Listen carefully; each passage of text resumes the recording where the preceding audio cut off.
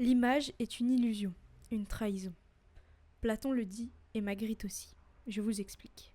Platon, le disciple le plus connu de Socrate, a une opinion très tranchée sur l'image. L'image n'est pas une bonne chose selon lui, et les artistes mériteraient peut-être même d'être exclus de la cité. Et pour le comprendre, il nous faut comprendre la base de sa pensée. La pensée de Platon peut être définie par 2 mots. L'idéalisme, la certitude de l'existence concrète des idées. Pour Platon, elle se manifeste sous la forme d'un ciel des idées. Et le dualisme, diviser le monde en 2 réalités, la réalité sensible et la réalité intelligible. Donc si on comprend bien ça, on comprend que le vrai correspond à l'idée, et qu'ensuite l'idée est copiée afin de se matérialiser dans le monde sensible. Mais donc quand on dessine un objet, qu'est-ce que cela veut dire ? Eh bien on fige et on sort de son contexte une copie d'une copie. On se retrouve 2 fois trop loin de la vérité selon Platon.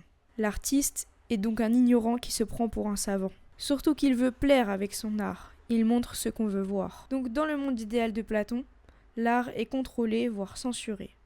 Et elle ne sert que dans un seul cas, la propagande. Elle réfléchit avec les philosophes afin d'éduquer les citoyens. Mais alors, quel est le lien avec Magritte ? Effectivement, c'est un peu étonnant, ça peut paraître contradictoire, mais Magritte n'est pas un peintre comme les autres et ne fait pas de l'art comme les autres. Magritte est un artiste qui porte excellemment la pensée de Platon. Prenons un exemple qui parlera au plus grand nombre. La trahison des images. On voit sur ce tableau une pipe sur un fond beige, avec inscrit juste en dessous « Ceci n'est pas une pipe ».